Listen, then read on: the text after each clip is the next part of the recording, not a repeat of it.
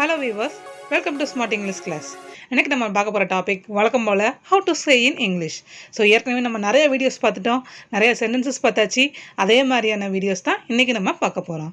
நம்ம கிளாஸ்க்குள்ளே போகிறதுக்கு முன்னாடி நீங்கள் இந்த ஸ்மார்ட் இங்கிலீஷ் கிளாஸ்க்கு புதுசு அப்படின்னா இந்த சேனலை சப்ஸ்கிரைப் பண்ணுங்கள், கூடவே பக்கத்தில் உள்ள பெல் ஐக்கனையும் கிளிக் பண்ணுங்கள். அப்போ தான் நாங்கள் போடுற வீடியோஸ் உங்களுக்கு நோட்டிஃபிகேஷனில் வரும், உங்களுக்கு ப்ராக்டிஸ் பண்ணவும் யூஸ்ஃபுல்லாக இருக்கும். வாங்க இன்றைக்கி நம்ம கிளாஸ்க்குள்ளே போகலாம். ஃபர்ஸ்ட் ஒன், ஏன் அடிக்கடி தும்முகிறாய்? ஸோ நம்ம சில நேரம் ரொம்ப ரிப்பீட்டடாக நம்ம தும்பிக்கிட்டே இருப்போம். ஸோ தும்முறதுக்கு எப்படி இங்கிலீஷ் சொல்லணும்னா ஸ்னீஸு. அப்போ இதை சொல்லும்போது why are you sneezing often? ஆஃபன்னா அடிக்கடி. So why are you sneezing often அப்படின்னு நம்ம யூஸ் பண்ணிக்கலாம். ஓகே, ஸோ இதை நம்மளுடைய சின்ன பிள்ளைகள் நம்ம யூஸ் பண்ணியிருப்போம். நம்ம உப்பு மூட்டை தூக்கி விளையாடுவோம். அதை எப்படி நம்ம இங்கிலீஷை சொல்லணும், என்னை உப்பு மூட்டை தூக்கிட்டு போ அப்படிங்கிறத எப்படி இங்கிலீஷை சொல்லணும் அப்படின்னா give me a piggyback ride. Piggyback ride, ரைடுன்னா தூக்கிட்டு நம்ம என்னது ஒரு ரவுண்டு போகிற மாதிரி. நெக்ஸ்ட்டு, இது யாருடைய சிந்தனை? இது யாருடைய சிந்தனை? சிந்தனைங்கிற இந்த ஐடியாங்கிற வேர்டு நம்ம இப்போ எல்லாருமே அவரோட லைஃப்பில் யூஸ் பண்ண ஆரம்பிச்சிட்டோம். அப்போ மொத்தமாக கேட்கும்போது whose idea is this? Next, நான் என்ன செய்ய வேண்டும்?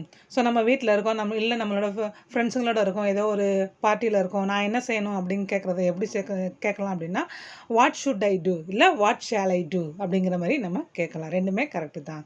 நெக்ஸ்ட்டு, இது யாருக்கானது, இல்லைனா இது யாருடையது, இது யாருக்காக அப்படிங்கிறது எப்படி கேட்கணும் அப்படின்னா this is for whom.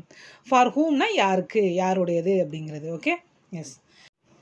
Next sentence, ஒரு நல்ல பயணமாகட்டும். இப்போ யாரோ வெளியூர் போகிறாங்க, இல்லைனா ஒரு டூர் போகிறாங்க. இப்போ அவங்களுக்கு நம்ம எப்படி நம்ம விஷ் பண்ணணும் அப்படின்னா have a nice trip. So நல்லபடியாக சேஃபாக போயிட்டு வாங்க அப்படிங்கிறத ஹாவ் அ நைஸ் ட்ரிப் அப்படிங்கிற மாதிரி நம்ம சொல்லலாம். நெக்ஸ்ட்டு, பிடிவாதம் பிடிக்காது. இது நம்ம அடிக்கடி நம்ம வீட்டில் நம்ம பிள்ளைங்ககிட்ட இல்லைனா ஃப்ரெண்ட்ஸுங்கிட்ட சில பேர் இந்த மாதிரி இருப்பாங்க. ஸோ அவங்கக்கிட்ட எப்படி நம்ம இங்கிலீஷில் சொல்லணும் இந்த வார்த்தை அப்படின்னா டோன்ட் பி அடமெண்ட். அடமெண்ட் அப்படின்னா பிடிவாதம் பிடிக்கிறது. ஓகே, ஸோ டோன்ட் பி, பிடிவாதமாக இருக்காது அப்படிங்கிறத நம்ம சொல்லணும். நெக்ஸ்ட் ஒன், ஆற்றில் குதி. ஸோ ஆற்றில் குதி அப்படின்னா குதிக்கிறதுனா ஜம்ப்னு தெரியும். அப்போ ஆற்றில் குதி அப்படின்னா jump in to the river. In the river போடக்கூடாது, ஏன்னா ஆற்றுக்குள்ளே தண்ணிக்குள்ளே குதிக்கணும். அப்போ இன் டு த ரிவர் தான் நம்ம போடணும். நெக்ஸ்ட் சென்டென்ஸ், உன் பெற்றோருக்கு கடமைப்படு. ஸோ நம்மளுடைய பெற்றோர்களுக்கு நிறைய கடமைகள் இருக்குது. அதை எப்படி நம்ம சொல்லணும் அப்படின்னா oblige your parents.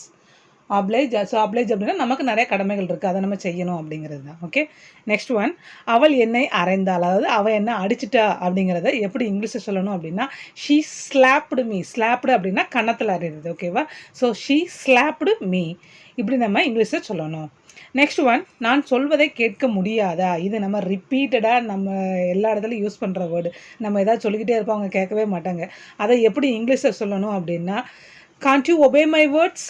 Gantt you obey my words. எப்போயுமே சில வார்த்தைகள் தமிழில் சொல்கிறதுக்கு ரெஸ்பான்ஸ் இருக்காது, இங்கிலீஷில் சொன்னால் கொஞ்சம் பயப்பட்டு கேட்பாங்க. ஸோ அந்த மாதிரி சில வார்த்தைகள் தான் இதெல்லாம்.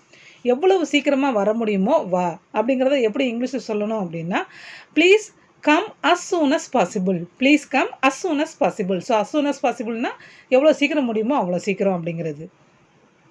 நெக்ஸ்ட் சென்டென்ஸ், தயவு செய்து என்னை நம்புங்கள்.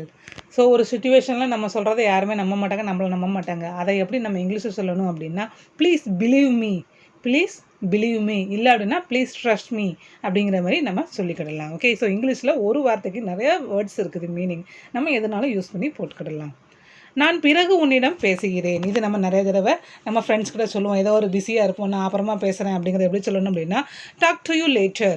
டாக் டு யூ லேட்டர் அப்படிங்கிற மாதிரி நம்ம சொல்லிக்கலாம். ஓகே, நெக்ஸ்ட்டு, இது போதும். இது போதும். ஸோ இந்த அளவுக்கு போதும் அப்படிங்கிறத எப்படி சொல்லணும் அப்படின்னா திஸ் இஸ் எனஃப், இல்லைனா இட்ஸ் எனஃப் அப்படிங்கிற மாதிரி நம்ம யூஸ் பண்ணிக்கலாம். This is enough or it's enough. Okay, so ரெண்டுமே கரெக்டு தான். இந்த சென்டென்சஸ்லாம் நீங்கள் ஜஸ்ட்டு பார்க்குறதோட விட்டுறாமல் நீங்கள் கண்டிப்பாக இந்த சென்டென்ஸை உங்களோட ஃபேமிலி மெம்பர்ஸ்குள்ளே இல்லைனா ஃப்ரெண்ட்ஸ்குள்ளே ப்ராக்டிஸ் பண்ணுங்கள். ஷியோராக உங்களாலையும் ஈஸியாக இங்கிலீஷில் பேச முடியும். உங்களே எல்லாருமே அப்ரிஷியேட் பண்ணுவாங்க. உனக்கு இங்கிலீஷ் தெரியுமா அப்படிங்கிறத அப்ரிஷியேட் பண்ணுவாங்க. Okay, okay viewers, thank you.